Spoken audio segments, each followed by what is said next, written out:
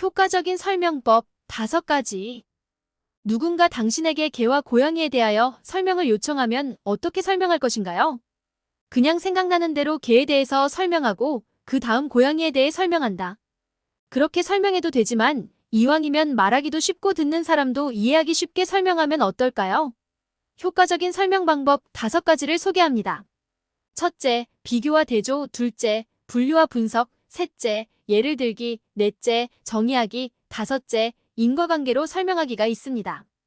그럼 하나하나 알아볼까요? 먼저 개와 고양이를 비교와 분석의 방법으로 설명해 봅시다.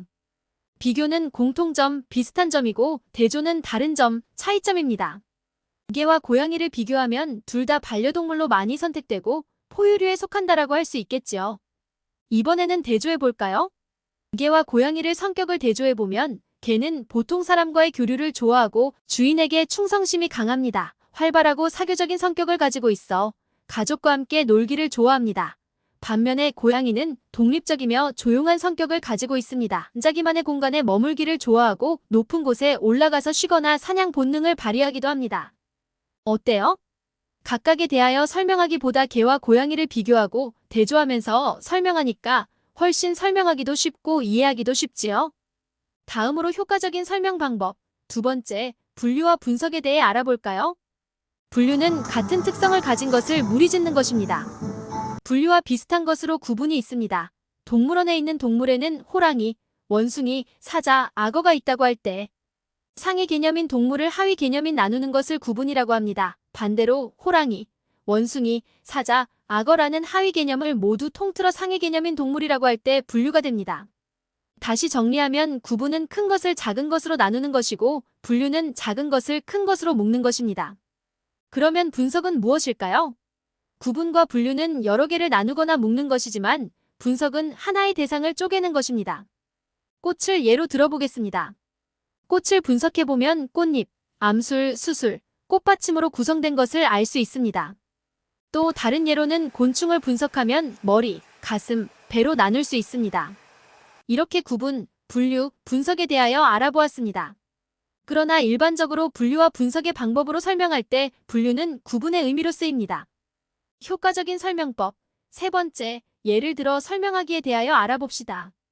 다음 대화를 들어보세요. 다음 주 서울에서 부산을 갈 때 어떻게 갈 거니? 예를 들면 비행기를 타고 가도 되고 고속열차, 고속버스를 이용할 수도 있단다. 너는 무엇을 이용하고 싶니? 이처럼 예를 들어 말하면 교통수단을 묻고 있다는 것을 명확하게 알 수 있습니다. 예를 들어 설명하면 구체적이고 쉽게 설명할 수 있기 때문에 듣는 사람이 더 잘 이해할 수 있습니다. 효과적인 설명법. 4번째, 정의하기에 대하여 알아볼까요? 국어사전에 의하면 정의하다는 어떤 말이나 사물의 뜻을 명백히 밝혀 규정하는 것이라고 명시되어 있습니다. 만약에 SNS 사용 시간을 줄입시다라고 주장을 한다고 할 때에는 SNS가 무엇인지 개념을 먼저 정의해 주어야 합니다.